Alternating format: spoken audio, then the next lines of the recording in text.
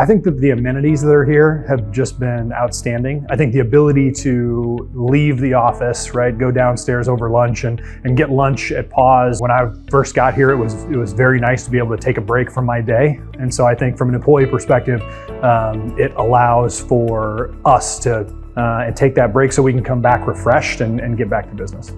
In terms of the amenities which are there inside the place, my personal favorite is the food court, is because it's not restricted to just one cuisine or a particular vendor. You get a whole variety of stuff under one roof without having to step out of the premises. I think that's a key thing for me. For me personally, when we have, say, global leaders or visitors coming from outside, then we know that, okay, we have something just in the campus and we don't have to really go outside the campus to even have some food ordered or anything of that sort.